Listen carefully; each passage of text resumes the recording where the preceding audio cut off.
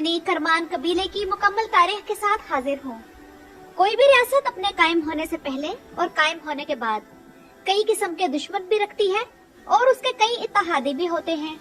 और ये इत्तेहादी और दुश्मन अक्सर वक्ती तौर पर होते हैं,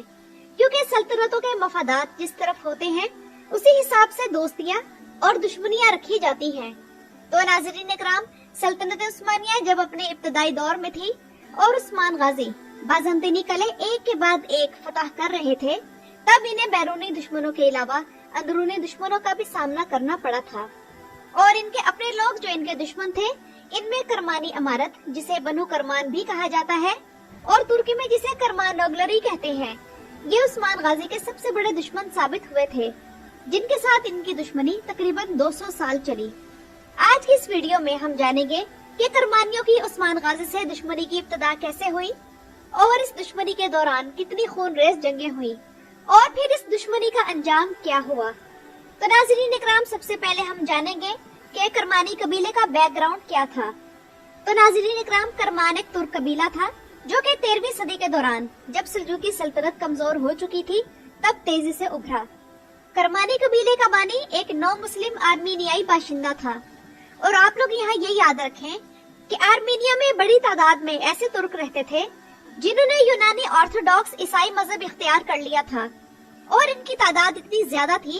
कि इन ऑर्थोडॉक्स ईसाई तुर्कों के लिए करमानी का लफ्ज बोला जाने लगा। तो करमानी कबीले का बानी एक नौ मुस्लिम आर्मीनियाई बाशिंदा था, जबकि करमानी कबीला असल में ओज तुर्कों की ही एक शाख से ताल्लुक रखता था, लेकिन पहले इन्होंने ईसाई मजहब कबूल किया और फिर बाद में इन्होंने इस्लाम कबूल किया। 1230 में अपने सरदार नूरे सूफी बे की क़ियादत में करमानी लरांदा के इलाके में आकर आबाद हो गए थे। नूरे सूफी के बाद 1257 में उनके बेटे करीमुद्दीन करमान बे इस कबीले के नए सरदार मुंतखब हुए। नाज़रीन इकराम, 1246 में इस इमारत की बुनियाद रखी गई, जबकि 1275 में लरांदा, जिसका नाम बदलकर करमान रख दिया गया था, इसे करमानियों ने अपना दारुल हुकूमत बना लिया। याद रहे कि उस्मान गाजी 1258 में पैदा हुए थे और करमानियों ने जब एक बाकायदा इमारत का ऐलान किया तब उस्मान गाजी नौजवान लड़के थे।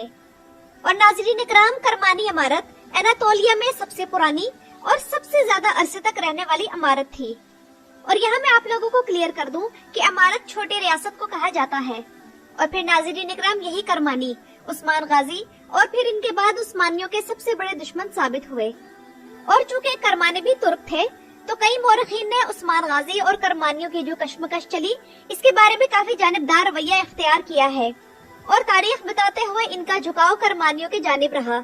इनमें से 16वीं सदी के एक मौरख जिनका नाम शिकारी था, उन्होंने खास तौर पर उस्मानी तारीख को एक मुख्तलिफ पॉइंट ऑफ व्यू से बयान किया, जिसमें उन्होंने बार बार सुल्तान उस्मान गाजी पर सख्त तनकीद की और करमानी कबीले के मुकाबले में इन्हें अपनी किताब में बार बार सिर्फ एक चरवाहा कहता रहा। शिकारी के मुकाबले में मौरख नशरी ने इस मामले में काफी इत्तदाल से काम लिया है। लेकिन नाज़रीन इकराम, असल बात ही यही है कि उस दौर में उस्मानी रकबे में करमानियों के मुकाबले में काफी कम थे और किसी को भी तवक्को न थी कि उस्मानी इतनी बड़ी सल्तनत कायम कर लेंगे, जहाँ पहले ही करमान और जरमियान नाम के बड़े बड़े कबीले मौजूद हैं। और अगर देखा जाए तो लगता तो यही था कि सल्जूकी सल्तनत के खात्मे के बाद करमानी ही नई रियासत बनाने का हक रखते हैं, क्योंकि सल्जूकी सल्तनत के खात्मे तक करमानी गोरिगोस, अलाये, अंतालिया, तरसूस और साइप्रस जैसे इलाकों पर हमले कर चुके थे, जिनमें से साइप्रस जजीरा और बहिरा रूम के समुद्री इलाकों पर कब्जा करने के लिए करमानियों को एक मजबूत बहरी बेड़े की भी जरूरत थी। तो इस हिसाब से इन्होंने एक मजबूत बहरी फौज भी तैयार कर रखी थी। लेकिन नाज़रीन इकराम, इनके समुद्री फतुहात और हमलों के बारे में तफसील तारीखी रिसोर्सेज कम होने की वजह से मुकम्मल तौर पर दस्तयाब नहीं। लेकिन ये बात कंफर्म है कि इरागली, एर्मेनिक, मुत, गुलनार और सिलिफके जैसे बड़े इलाके इनकी इमारत में शामिल थे। यहाँ तक कि 1261 में इन्होंने कोनिया पर कब्जा करने की कोशिश की, मगर इन्हें शिकस्त हुई।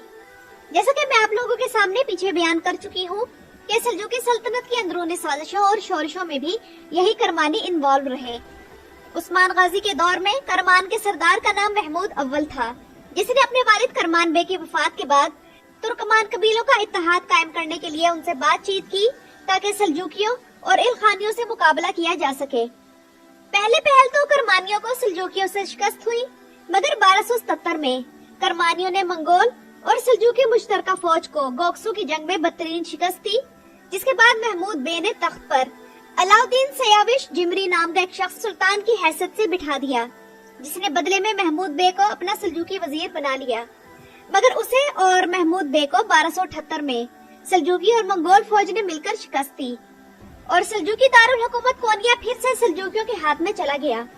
लेकिन नाज़रीन इकराम, इसके बावजूद करमानियों ने हार नहीं मानी और अपनी ताकत और असर और रसूख बढ़ाते रहे, जिसमें मिस्र की ममलूक सल्तनत ने भी इनकी मदद की। यहाँ तक कि जब सल्जूकी सल्तनत 1307 में खत्म हो गई थी, तब करमानियों ने फौरन इनके दारुल हुकूमत कोनिया के अलावा कई और इलाकों पर कब्जा कर लिया और कोनिया को अपना दारुल हुकूमत बना लिया, जबकि खुद को सल्जूकी सल्तनत का वाहिद वारिस करार दे दिया और दावा किया कि इन्हें तुर्की बोलने वाले दूसरे कबीलों पर हर लिहाज से बर्तरी हासिल है।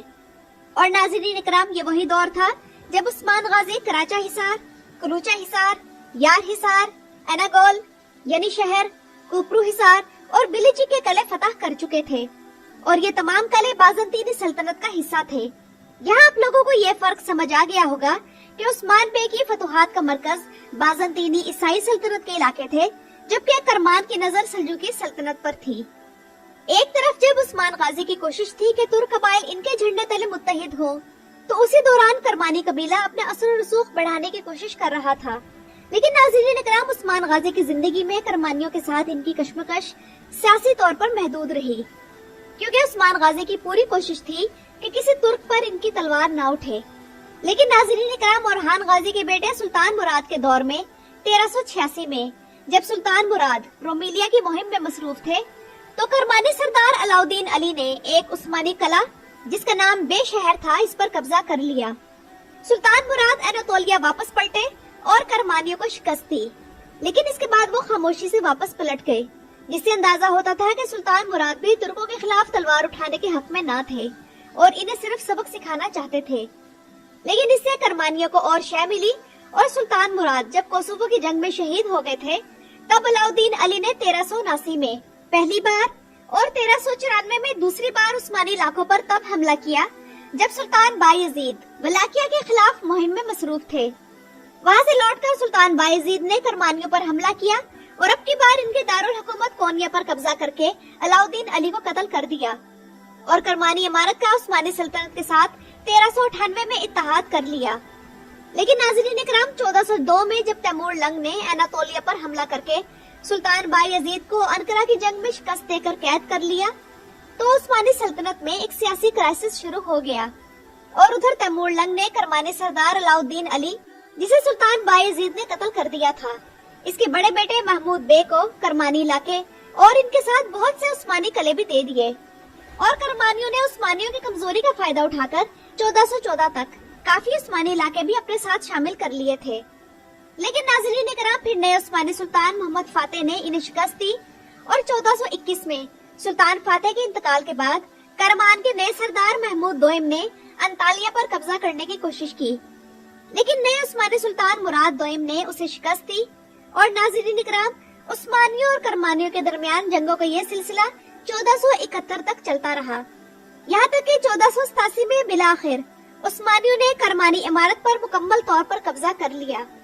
और अब की बार उस्मानियों ने ये किया कि करमान की तमाम आबादी को इनके इलाकों से इसलिए हिजरत करने पर मजबूर कर दिया ताकि वो उस्मानियों के लिए मुस्तकबिल में मजीद खतरा न बने।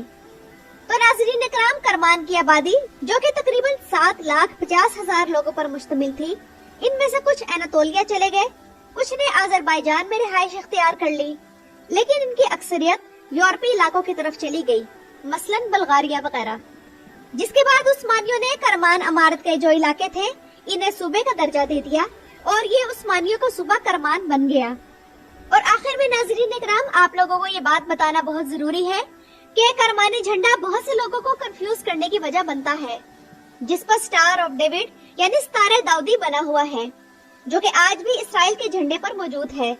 और कदीम जमाने से ही ये यहूदियों का मजहबी निशान है।